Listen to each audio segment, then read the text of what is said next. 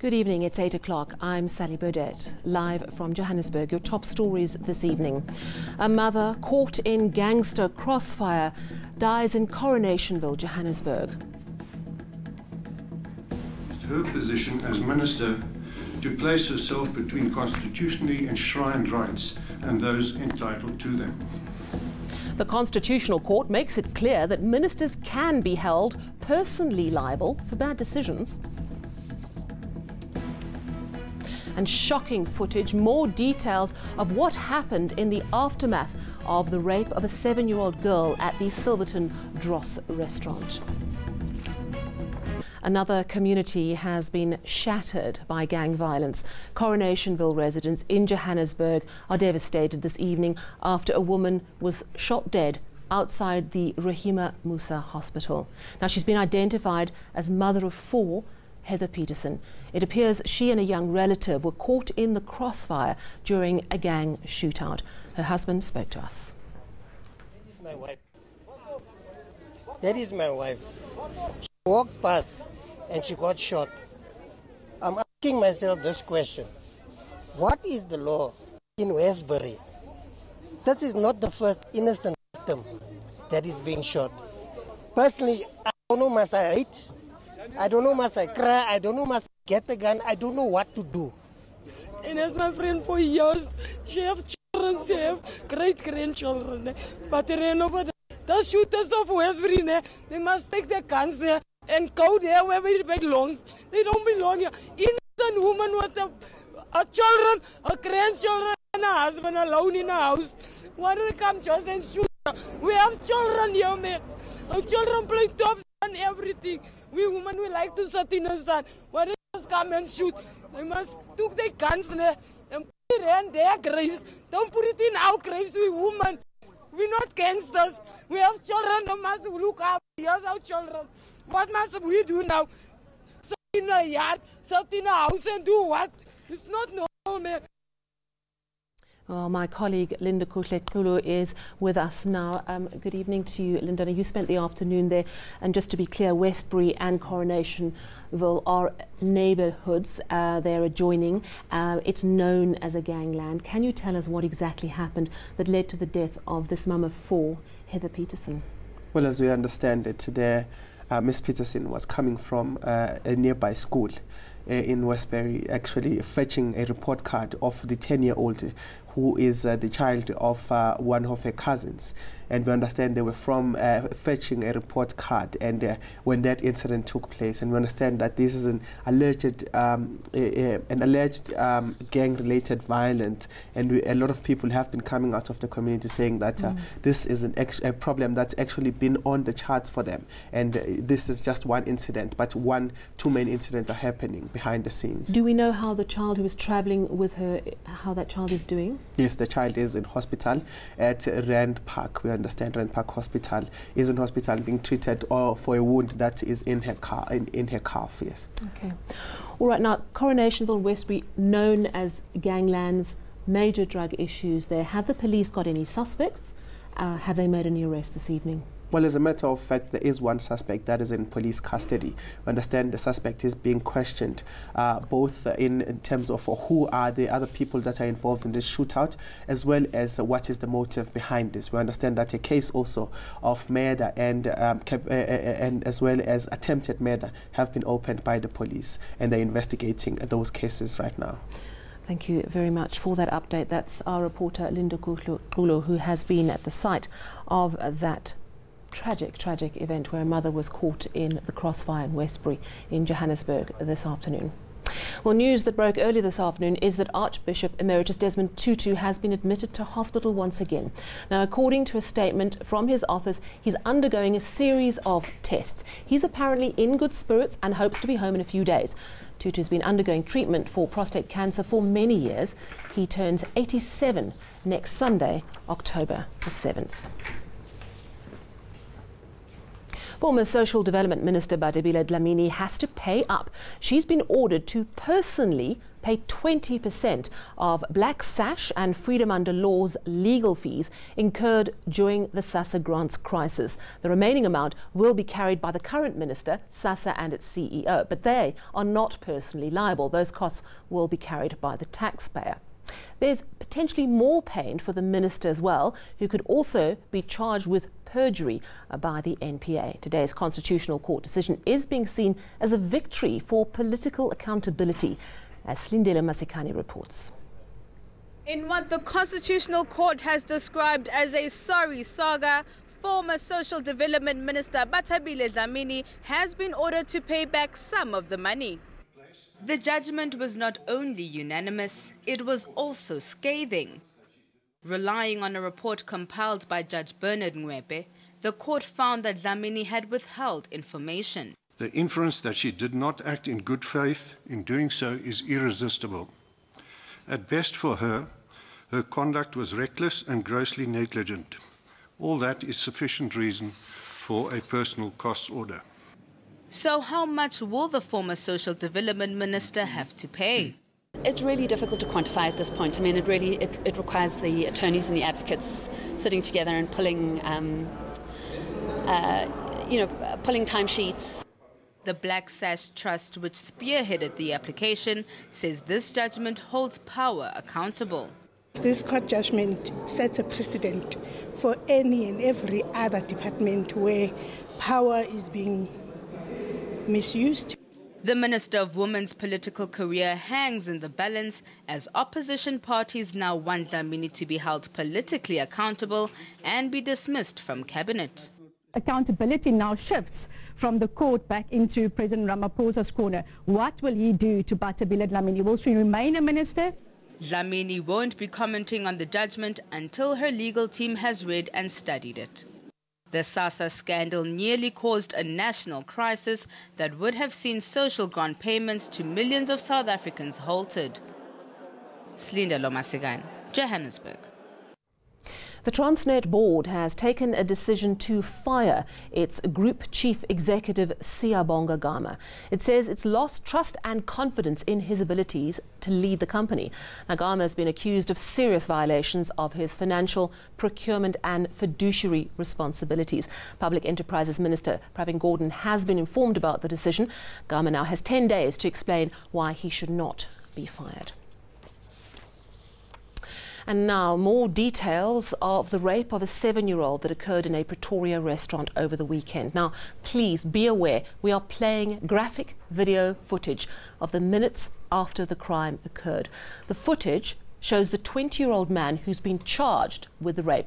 Let me explain. We cannot name the suspect at this point, as it is against the law to do so in sexual assault cases until the suspect has pleaded in court. Now, the suspect is naked and bloody, shouting that he went into the bathroom to use the toilet.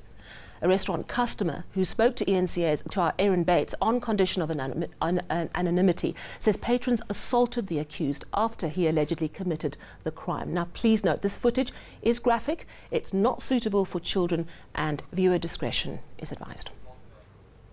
The National Prosecuting Authority confirms an assailant raped a 7-year-old at the Dros in Silverton, Pretoria on Saturday.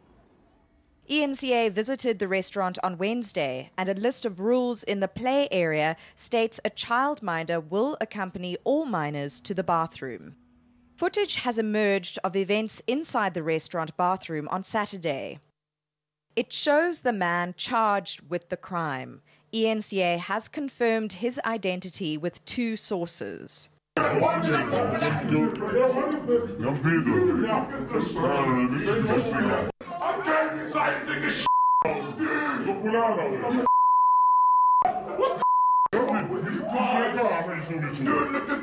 There's nothing wrong with me. I'm sorry, but I'm a mental man. I'm okay. I've got a tab running at the bar. I'm sitting and drinking naked. A patron at the restaurant who witnessed the accused's arrest says the child's mother apprehended the man before this commotion. It's reported the woman went to the female bathroom looking for her daughter. When she did not find the child there, the mother went to the male bathroom. The alleged culprit is accused of hitting the mother with a belt before he was assaulted by other patrons. Then it's reported the restaurant manager intervened. I just feel as if he was just trying to, calm the situation so that the, justice comes in and, take its, what's his word, role, its course. Thank you, ma'am. So they started, pointing at him, saying, oh no, because he's white, you're protecting him, and you're white too.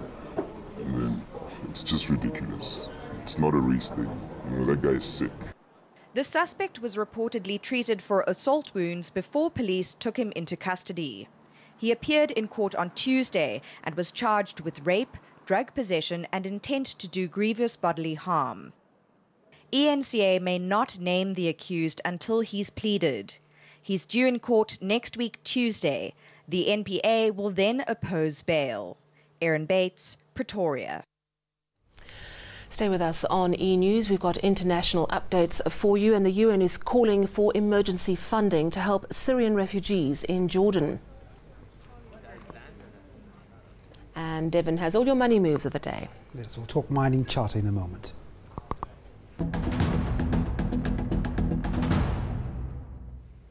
Thank you for staying with us here on eNews. Let's talk money now, and a very good evening to Devon Murrigan. You've got details of the new version of the mining charter. What's in it? Yeah, well, firstly, it's been the source of so much uncertainty, Sally, and you know that is the cornerstone of business uncertainty, lack of investment. The fact that the mining minister, Gwena Mantashe, announced the new details brings some sort of certainty with it. Just very quickly, the most important part is the fact that now a mining right holder who has 26% of black ownership is regarded as compliant, even if his BE partner exits that deal. But on the day that we got the good news, we got some bad news on the other side. Two of the biggest unions at Sibanye Gold Mines have got the go-ahead to strike over pay. The CCMA has issued a strike certificate to the NUM and the AMCU union, and of course that brings in some bad news. They've got a permission to strike, and at Harmony Gold as well. So when you consider the fact that, yes, some certainty comes up on the mining charter, to see investors having a window into strike activity, not the greatest of news. Yes, absolutely. Let's talk about the markets and a little rally for our rand. I'm delighted to see. Yes, I mean, the fact that we had interest rates going up in the US, usually you would get the rand weaken, wasn't the case. We'll get to that in a moment. Let's start with the JSE, as you can see. Down, though, all share, another red day. Good showing by banks because, as you say, Sally, the stronger rand was there, but it wasn't enough to pick up the markets. So the global sentiment also didn't help with that heavyweight stock, Naspers, taking a hit. Let's move on to your commodity shares. Now, mining shares taking a hammering on the day as the details of those mining charter was released. Gold, platinum miners down by 4%. So not the best of news there. Commodity prices, both gold and platinum, weaker on the day. Your price of your Brent crude oil, $81.45 a barrel. And you've asked me about the rand. Well, it was unfazed by the higher producer inflation figures today and yesterday's interest rate hike in the US. As I said, the rand usually weakens when interest rates go up in the US because the dollar strengthens. Not the case today. It's on a good trajectory. 14.07 against the dollar, 16.42 against the euro, 18 rand 43 cents. Will get yourself a British pound. Devon Murrigan, thank you very much. Long may that last. Indeed. Let's move now to international news. And the European Union says it's still working on a Brexit deal. The body is dismissing reports of contingency plans if negotiations with Britain collapse. Now, they say the focus remains on getting an agreement. The United Nations is calling for more aid to help Syrian refugees in Jordan. More than 1.3 million refugees are in Jordan, and the UN says it needs emergency funding of $270 million. It says if this doesn't happen, tens of thousands of refugees may be homeless once again. We've got all your weather news with Candice, who's standing by in Cape Town, and then slap me with an octopus. This video's the best. We're heading for the weekend. Let's find out what the weather's doing with Candice McKechnie in Cape Town. Good evening. Is it going to be a gorgeous one? Good evening, Sally. Well, it's definitely going to be a mix of everything. And whilst the rest of South Africa is either enjoying or maybe not enjoying the hot weather as much, in the Western Cape, we're still expecting cloudy and cool weather into Friday, with the possibility of rainfall with yet another cold front moving through. It also brings in windy conditions along the southern and eastern coastline, and we're forecasting fine and dry weather over the central part of South Africa, with a good chance of thunderstorms between the northwest and the KZN coastline. It'll be a slightly cooler day for the Northern Cape, still sunny and warm over much of the province, though 27 for Uppington, partly cloudy as we head further west, 19 degrees for Springbok and Calvinia, with a bit of light rain in the morning. Light rain also starts off the day over the southwestern parts, with rainfall extending all the way through to George at 19, Cape Town and Worcester at 18 degrees. We head into warmer temperatures and lots of sunshine for the Eastern Cape, 26 for Adelaide and Bishu. A toasty afternoon is in store for much of KwaZulu-Natal, Ulundi and Richards Bay in the upper 30s, in the mid-30s over the interior part of the province with a chance of thundershowers. Thundershowers are expected for much of Mpumalanga, with a scorching hot and sunny day for Skukuza, just shy of 40. You'll also see that hot weather all the way through to Limpopo, with a chance of thundershowers over the southwestern parts. Hot weather and tropical moisture means isolated afternoon and evening thundershowers for northwest. That extends through to Harrismith at 30 degrees, Bloemfontein with that same daytime high and a sunny forecast. Gauteng can expect another hot day, and we're expecting thunderstorms. In fact, it's the best chance of thunderstorms that we've had this week. As we head towards the weekend, you'll see thundershowers still in Gauteng and Limpopo. Much cooler weather with a chance of rain in the east, and then things heat up in the west on Sunday with a high of 32 for Cape Town. Thundershowers from Uppington through to Graaff-Reinet, with cooler weather for Gauteng. That's all from the Weather Centre for now. Back to you in the studio. Well, we could certainly do with that rain up country. Thank you so much, Candice McKechnie. And finally, an incredible moment has been captured on a canoeer's GoPro camera in New Zealand. A group of men was canoeing together when a seal slapped one of them. Now, the video shows the seal coming out of the water, gripping an octopus, with which it slapped the unsuspecting canoeer. The seal then slipped back into the water. Now, one of the canoers, a Sydney University student, says a group of seals started to swim around them at lunchtime on Saturday. Now, he believes the seal was trying to just chew the octopus when the incident happened. I think maybe the seal wasn't having a great day and was just getting a bit annoyed with all those canoers. Let's take a look at your top story once more this evening. That is my wife. She walked past and she got shot. Mother of four, Heather Peterson, caught in gangster crossfire, dies in Coronationville, Johannesburg. From me and the team, it's a very good night.